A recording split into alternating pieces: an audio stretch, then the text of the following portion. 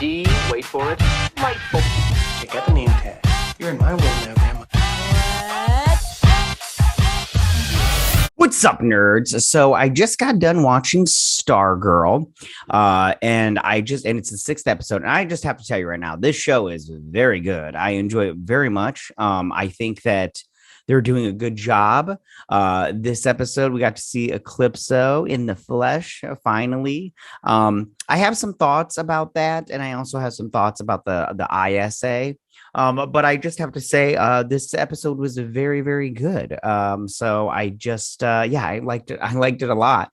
I think everybody's doing a top-notch job. I mean, except for like some of the people, like the ISA members, like the Fiddler 2 and Sportsmaster 2. They're not the best actors on the planet, but it's fine because whatever. They're not going to be around, I don't think, for anymore. So I don't know. We'll see. But I did like this episode. I thought it was very good.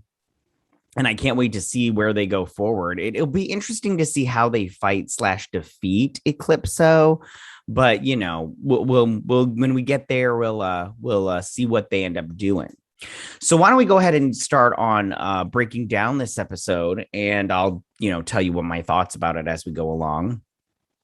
So it starts off in downtown Sunnyvale. I can't remember what this place is called. At the diner.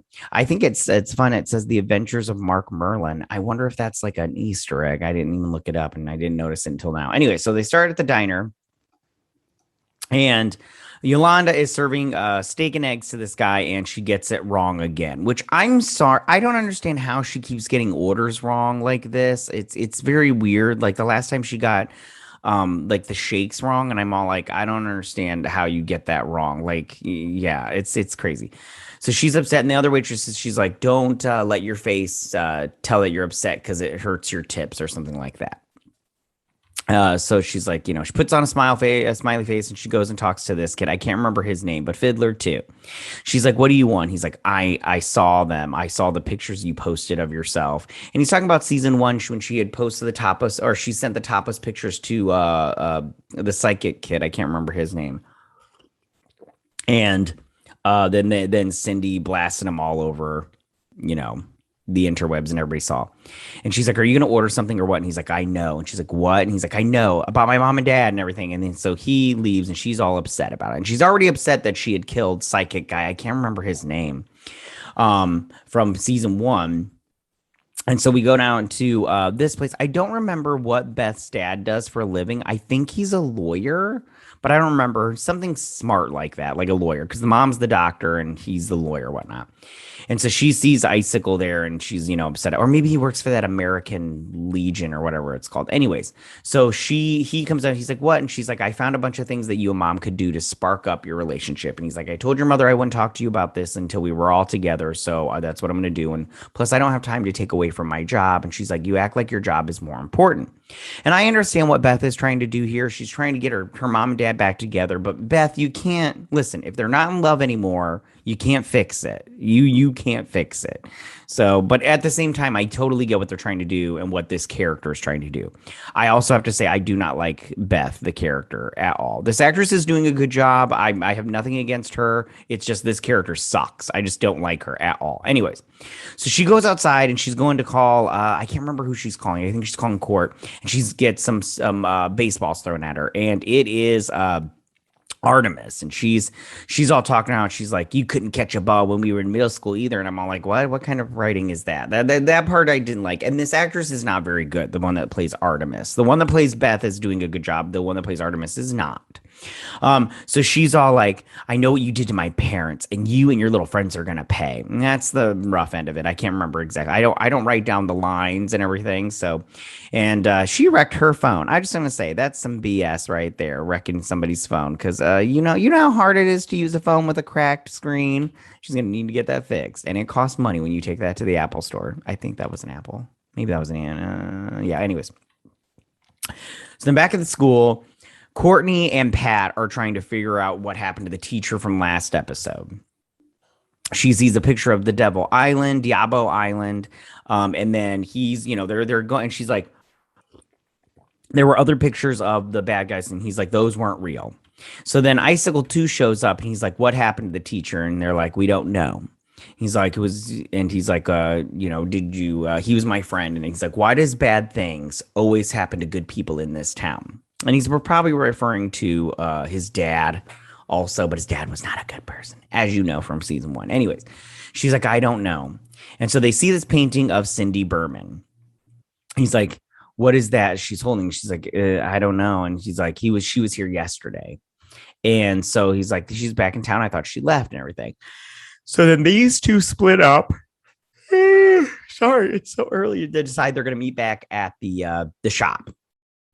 So then Zeke here is talking to Mike, and he's all like, basically, he's like, your dad told you couldn't work on a car, but maybe you could work on something else. Like, for instance, I'm building a huge, because it can't have wheels, but he's like, I'm building a huge chainsaw for the robot Steel. He's like, why don't you find something to work on too? And I'm paraphrasing. So he finds this little screw bar, and Cindy's in the background, and he sees, and then Cindy pops up, and he's all like, long story short, he's all like, I'm not going to join your little club. And she's like, oh, you thought membership was on the board. Membership was never on the board, honeybee. You're a hostage. She takes him hostage. Then back at the shop, he's got the robot and everything. And the fiddler is playing, and they're fighting him, and she's beating the crap out of him and all this stuff. The fiddler goes in, and she's like, hey, don't hurt him. He's my dad's best friend. I liked that line. I thought it was very funny. I thought it was not only funny, but it was clever and everything. And I kind of like her outfit, even though she just spray painted a bunch of goalie in football gear, but I kind of like it and everything. And so the goal was to just destroy the robot, which they do. So then Pat's in the hospital, and back at the shop, they're all like, they did this kind of thing. I'm so sorry. Anyway, so they're sitting here talking. And she gets a call from Cindy, and Cindy's all like, yo, I got Mike. She's like, I'm going to make you pay kind of thing. And the Diamond Eclipso's all like, hey, you have to get, she's the last soul I need to devour, or some crap like that. And then her mom is all like, you go get Mike. And then she's like, and hey, Court, kick that girl's ass and everything. And so Court leaves and everything. And she calls the Shade, and he pops up, and she's all like, I don't know if I'm supposed to be telling you this, but that girl Cindy Berman, she's got the black diamond, and she's going to be at the school tonight. So then they show up at the school in the cafeteria, and here's the ISA, and that's a pretty good shot right there. But here's the new ISA 2.0. And she's like, where's Mike? And she's like, sorry, he's in the ground. We got a little bored. You guys took too long. So then they start fighting. Beth gets taken out right away, of course, because Beth is useless. She pops up this little screen for a hot second of the new Sportsmaster's mom and dad to distract her, which it works, but still at the same time, I'm like, Beth's still useless. She's totally useless. Absolutely. Like, she doesn't fight. She just pops up little holograms every now and then. Yeah, she's useless. Anyways. So then they're all fighting, kicky. It was very good. I enjoyed it. Beth finds Mike. And he's like, took you long enough. And she's like, seriously? And she gets Mike out, and, everybody's fighting. It was a good fight sequence. I enjoyed it immensely. I thought it was very good. I thought the power sets were good. Everything was good. Especially when Sportsmaster and Rick here fight, that Hour Man, that was pretty good too. Except his costume always seems like it's way too big for him. Like, I'm all like, yo, you should take that to a tailor, buddy. But anyways, so then they're fighting. And then Fiddler and Sportsmaster get taken down, not permanently, but they pretty much permanently. And then Mike hits her, and she's like, oh, I'm gonna take you down, kind of thing. But everybody else is ready to fight. And she's like, Mike, you're okay. And then Fiddler's like, they broke my fiddle, and she's like, you're useless. I'll do this myself. And she pops out the diamond, but then Miss Shade shows up, and he's like, you have no idea what you have, and if you did, you wouldn't be brandishing it around like you are. He's like, give it to me because you don't want me to get angry. I don't know. Hulk smash. I don't remember exactly what he said. She's like, oh yeah. So then she starts to use it, or Eclipso starts to take over. She takes over Cindy and makes her face half shadowy or whatnot. And he's using the diamond. and it pops out this stuff, and the Shade is blasting it back, kind of thing, with his shadow. But then Courtney brings in her, and this is what Eclipso wants. He's like, yes, come to me, Stargirl. And she cracks the diamond and it shatters. And then we get an eclipse in the sky, and everybody's all like, what's going on? And there's Eclipso. He pops out and he's like breathing like he's like a genie that just came out of the lamp and everything. He kind of reminds me of a djinn. Maybe that's what they were going for, that kind of look and everything. I also like, I don't remember the name of this actor, but I like him a lot. He's really, really good. So then he's all, like, I'm finally free. And she's like, I released you. She's like, you're under my control. He rips out one of her little blades. And he's all like, I can't remember exactly what he says, but anyways, he throws her blade at the fiddler kid. And he's like, oh, naughty boy, you're such a bad boy. And then he devours him. Like, he just sucks him in. Like Beth says later on, she's all like, he just breathed him in. So devours his soul. Sportsmaster 2 runs away. And then Cindy's all like, I released you. You owe me. And he's all like, he picks up a piece of the diamond, throws it at her, turns into this goop, and she falls into it. He's like, I owe you nothing. And Cindy tries to help her, but she gets sucked into that. I'm pretty sure she's not gone forever. I'm pretty sure the Fiddler's not gone forever. We'll see. I don't know. Season 3. They try to fight, but they are losing because he's strong. And then the Shade, he blasts himself, but he comes up and he stabs him in the gut, and he's all like, your powers are from my world. And he throws him and he disappears. And then Court, she tries to attack him, but it doesn't work, and her staff goes dark. I think that it goes dark because then he runs off like right after that. Like, he's all like running on all fours, which I thought was a cool aesthetic and everything. But Court runs after him. And I think her staff hurt him. But because I think the staff wasn't prepared for that kind of power, to go up against that kind of power. So it wasn't ready. So it went dark, kind of thing. So then the eclipse goes away, and the Shade, he pops up in this thing, but then he turns over and then he disappears again. Like, he turns over and I can't remember what he says, but then he disappears again. I think that's going to be his thing for the rest of the season, is he'll appear someplace for a hot minute and then he'll disappear and everything. So, and I think he's traveling in between both worlds because Eclipso, like he said, your powers are from my world. And he's, he knows how to kind of control that. So in the back of the hospital, they're sitting here talking, and she's all like, Pat's all like, Mike is all like, I need to help out with the team. I need to build a robot for myself. And Pat's all like, all right, I'll help you, kind of thing. And back at the shop, these guys, she's like, I think you have a fractured rib. And he's like, I'll survive. And then these guys are talking, and they're basically like, Eclipso just breathed that kid. What are we going to do, kind of thing. And then Eclipso is walking the streets, and he turns into this little kid, and he's like got this weird little laugh and this weird walk too. And he's all happy and everything because he's free. And that's the end of the episode. And right there, that's not the best shot.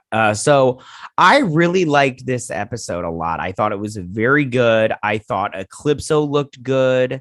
I thought, I thought the action was good. I thought everything about this episode I enjoyed immensely. We'll just keep right there.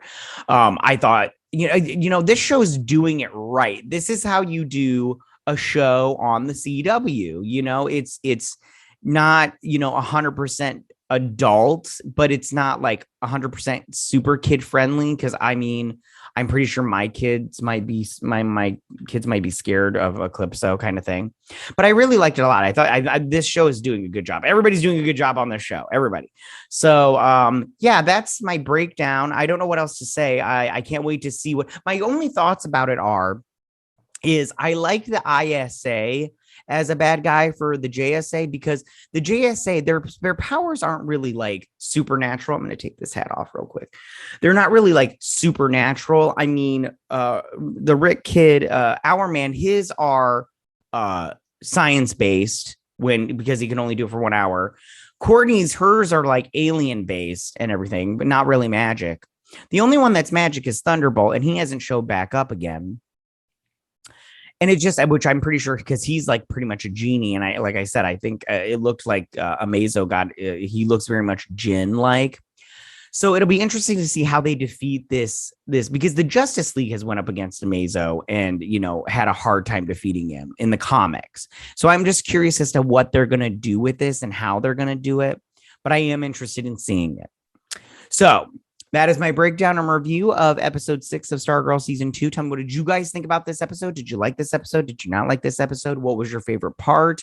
What do you think of ECLIPSO? Do you think it's crazy? Like, he looks great. I think he looks great. You think he looks great too. Stop it.